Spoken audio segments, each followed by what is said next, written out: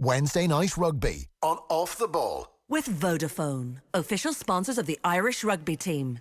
Team of us. Everyone in. Okay, Ronan O'Gara joins us from somewhere in the world. Hi, Ronan.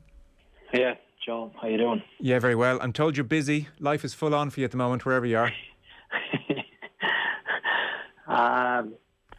Yeah, just calming down now after we had the final Friday night, which we lost, disappointingly, and that's the difference in the management playing. When playing, you kind of head to the pub. When you're in management, you head to the classroom, try and get your head around it, see how you can get better, and try to test it. And that's even without looking at it, because it's a bit early and raw to look at it. So you just deal with it differently. But busy weeks trying to prepare, because you could get away from it for a few weeks and then build the hunger to come back energetic for the season ahead. If people missed it, La Rochelle in a European Cup final a few weeks back, and then, as you said, the top 14 final at the Stade de France on Friday. And as with the European final, once again Toulouse prevailed. It was 18 points to 8 on Friday. I think it was 18-3, and then there was a late consolation try for yourselves to go 18-8. You said you haven't looked back on it too much. What's your general sense of the winning or losing of the game? Early execution was off, and I think if you can get a bit of a lead against Toulouse, it's a very different game. But Toulouse leading, dominating, winning the contact, we were well off. So that was disappointing to play as inaccurately as we did in such a big game, and it leaves a bad taste for the summer months. But with a little bit of time to reflect, it's been a fantastic season. Obviously, you'd love silverware in both competitions, but sometimes you have to see the bigger picture, and getting the two finals is something that I can sleep with. But you'd obviously love to be the ultimate winners. Yeah, I'm sure. How much of a break will you take now? I'll take a month. So I suppose it's something that you have to get stuck into straight away. You're looking at what's the best for players for next season already. A lot of that is obviously with the season in France. You're looking at the final is next June again. It seems so far away, but it can be under pressure early, and that's not the plan either. So we have a lot of stability in our squad, so I'm able to individualise programmes, and players were disappointed as well as the staff. So it's important that we react well from that disappointment. And when you say take a month, and by the way, that sounds nice. Geez, you're worse than the teachers. When you say take a month, does that mean you'll properly take a month and you'll really escape, or will you be actually taking a month but you'll have your head in a laptop watching rugby and your phone on and doing work actually? That's a good question. I don't want to be heard here. My wife is in the room next door, so I don't know. Hopefully I'll take mornings off for the first 2 weeks, and then we'll see how it goes. Okay. Come here, before time comes against us, so much happening in the last few days. Your reaction when you heard Conor Murray had been chosen as Lions captain? Surprise is the general consensus. Yeah, because I was in my own bubble. I missed it for a few days because I assumed, and I never read up on it, that he was the captain for the Japanese game.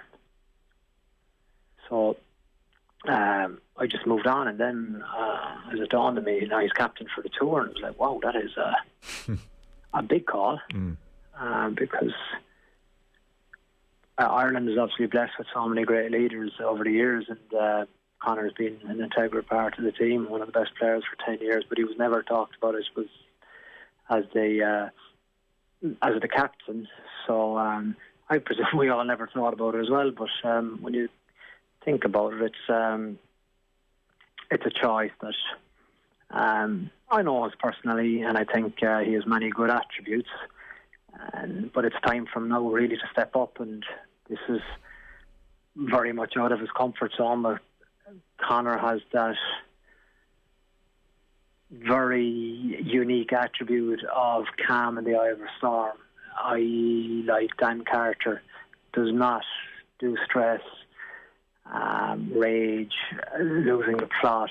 I suppose revealing his real hand, and he'll need that in South Africa because they will be tested in every department. What do you think will be the biggest challenge for him, having gone from only captaining Munster once and never Ireland? What would be the biggest challenge going from having effectively never captained a team to now captaining this tour? His biggest challenge will be if they go 1-0 down, I think, in the test series, and they'll go after him then. That's what happens in these trips. They try to dissect the nations, and he'll be under the pump big time, but he's hugely experienced, and a lot of it has changed in probably 10 years since I've been playing, and the fact that there's a huge emphasis on the senior players group and the leadership team. So he'll need to weigh heavily on them, because if he tries to overforce his hand, he's going to forget his basic duties, which is playing as best as he can, and that's what leadership looks like, and that's what a lot of great leaders do. They get their performance right, as opposed to putting too much emphasis on getting the team's performance right. So for me, that will be key, because, and it's so different to any other tour in the fact that they're not going to be under the pump from the supporters, and they're not going to be under pressure during the week. Even in training sessions, they're crossing people at cafes or shopping centres because they have to exist in their bubbles. So it'll be very interesting to see how this tour takes off, if it does take off. Yeah. And when you say that if the Lions lose the first test, they'll go after him, are you talking about the media generally there? Yes, sorry, that's what I mean. Yeah, I think, and there's huge interest in different strands of media, obviously, between. It's a massive part of the game, and now with social media as well, everyone has an opinion on it. So there will be certain people that would say, well, we should never have picked him, and why didn't we go at all Farrell or Itoje? That's where potential cracks can surface in your team. Yeah, it's really interesting. And if there was to be a reservation about someone who had never done it before, so I'm looking in from afar, you've seen lots of great captains. You've seen Johnson captain a Lions, you've seen O'Connell captain a Lions, and you've seen great captains with Ireland. Like, there are various aspects to the job. So there's the on-field decision-making. Do you kick for touch? Do you kick for post? There's a pre-match speech, if you're used to giving them or not giving them, I suppose. There's general morale around the camp and being a leader there. Like, will there be any issues with any of that stuff? Like the pre-match speech, probably. There is so much to it, Joe. I think you're right. Yeah. Okay. People underestimate the importance of it, and I think that would be doing that position a massive disservice, because it is a position of massive responsibility with huge uniqueness, in the fact that in such a little space of time you're trying to create a group with little cohesion into the most cohesive unit that can be possibly created to take on the world champions in their home patch. So, as you talked about it, the captain's role could ultimately be the decisive factor in proving whether you are successful or not. And how is he suited as a personality that you know and you've played with to some of those aspects? Yeah, I think he's suited in a lot. I suppose the biggest challenge or his biggest positive for me would be his composure under pressure. Yeah. And his biggest challenge would potentially be just the tactical decisions in terms of having to overrule your kicker at times, in terms of going for the posts, because we're looking at, well, 2 cup finals, because the third test doesn't matter, as I found out to my cost in 2009, if you're 2-0 down. So they're big moments within the game. But what is remarkably refreshing about Conor is I think his capacity to remain open to learning and to take on new ideas and to get better through potentially challenging periods throughout his career. And Ronan, how do those on-field decisions tend to be decided? Like, would Murray be able to pull in a few heads and say, what do you think? Should we kick for post here? Should we kick for touch? Or does he ultimately, as captain, just have to make that decision and there's not much time maybe to bring in? But even how you make the decision is so interesting, John. The fact that the body language Conor shows without saying anything can install fear, doubt or certitude in the kicker's mind. For example, there's times when you're low on confidence as a kicker, and depending on what your captain says to you, he nearly decides for you, which is ridiculously weak of me to say it, in the fact that this ball is going to go over. But if you get a question of how are you feeling about this, Rog, there's already a little bit of doubt put into your mind, as opposed to take 3, Rog, knock it over. We'll go again from halfway. Yeah, because I know you felt O'Connell was very good. So these are all the little, I suppose, tips and learnings as a captain that he's going to have to go from zero to hero on very, very quickly. I'm not sure how you short circuit or take a shortcut in all those learnings over the next 3, 4, 5 weeks. No, but I think it's also due to consistency of personality and the fact that I think he looks very composed in big moments, and I think his speed of his thought process is very advanced as well, which should give him a good advantage. So you don't have reservations? You're not worried? You think good choice? No, you would have to, because of, I suppose, the mammoth step up from, there's times captaining Munster, I think, but then going into the Lions, then, excuse the pun,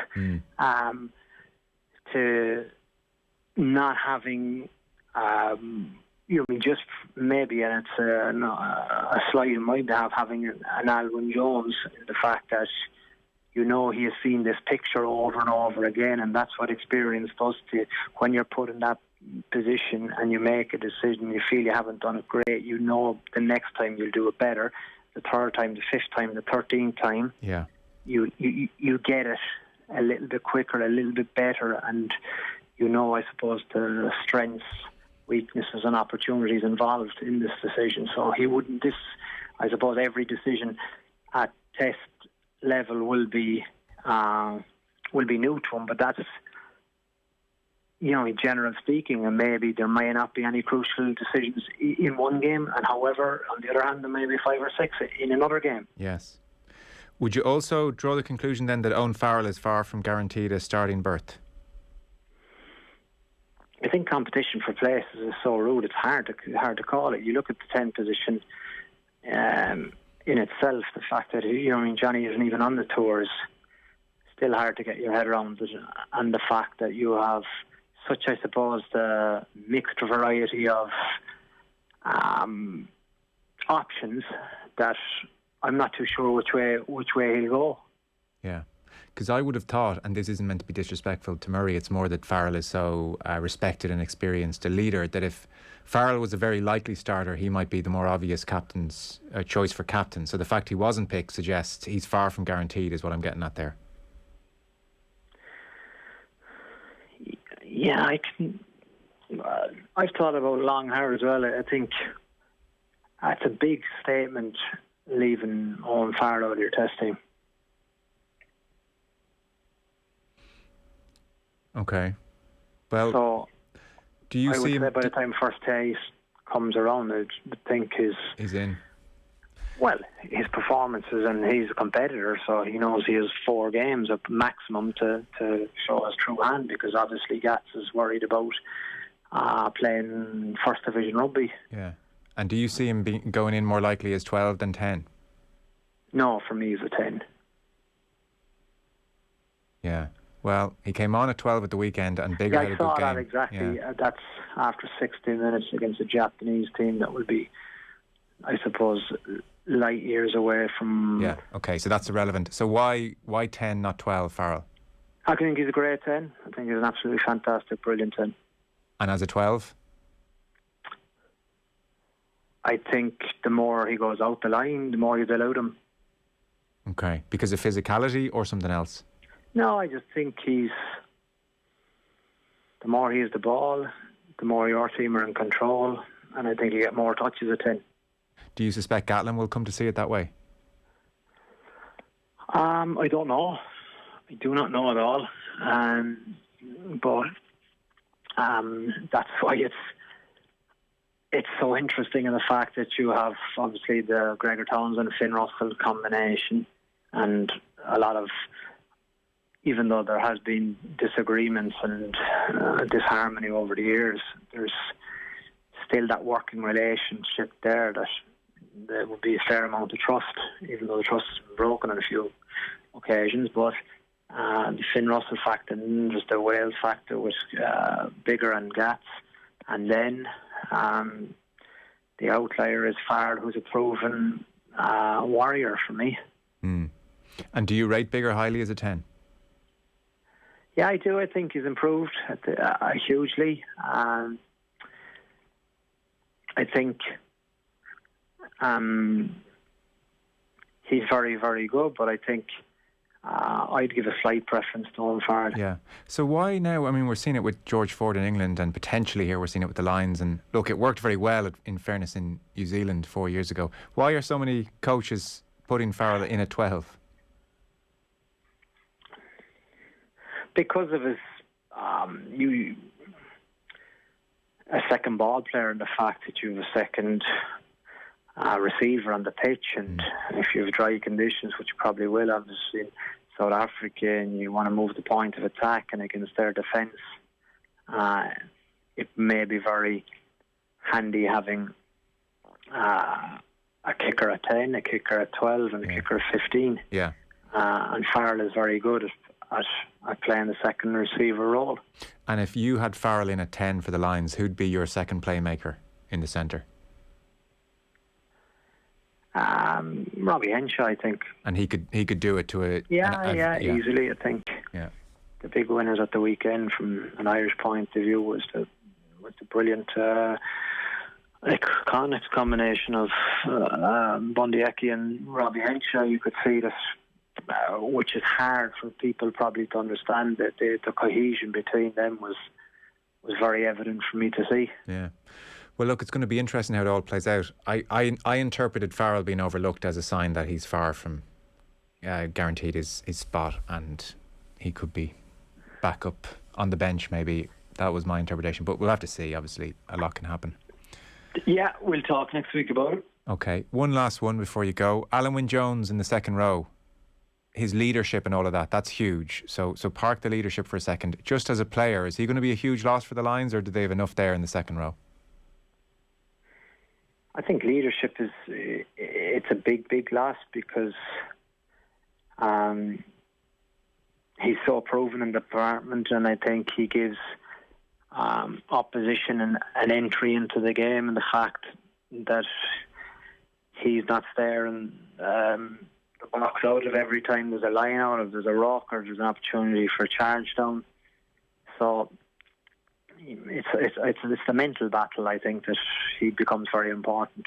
Okay, so less so maybe just as the attributes as a player. I know it's hard to separate the two. Who's the likely second row then partner if Itoje's in?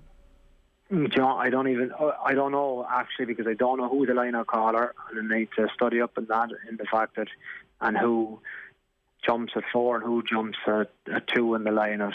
Okay. All that stuff is what the front five nerds love. Fair enough. We'll get into the minutiae again. What did you make of the Lions overall against Japan? Very, very interesting in the fact that they hit the ground so... I probably expected a reverse of the half. They would be probably take their time to find their groove. Mm-hmm. They found their groove very quickly. Accelerated away from them, but then there was no kick on at all, and they would be disappointed with the last 50 minutes, I would think. Okay. And can you read anything into their approach, like with Gordon Darcy? No, I don't think so. I think for me, people are coming at it all. I suppose different entry stages to the tour, and the fact that you still have people playing finals and they weren't even part of the group. The tour actually really begins the minute you get to Heathrow and you as Mike Phillips says, you check in the world class sector on the left hand side of the plane. Well, they've done that now. We'll see them again on Saturday, hopefully, and sure, we might chat next week. I know you're out the door there and busy, so thanks a million for making time. Cheers. Cheers, Joe. Thank you. See you. All right, Ronan O'Gara there, and our rugby coverage is with thanks to Vodafone, official sponsors of the Irish rugby team, Team of Us, everyone in. They are also the lead partner of the British and Irish Lions, and we're very happy to say that, if you hadn't heard, we are broadcasting live commentary of all the matches here on Off the Ball. So we had the Japan match on Saturday just gone, and then this Saturday it's the Emirates Lions, and all the matches right the way through to the 3 tests live here on Off the Ball, Saturdays and Wednesdays. We'll take a short break. Wednesday Night Rugby on Off the Ball. With Vodafone, official sponsors of the Irish rugby team. Team of us, everyone in.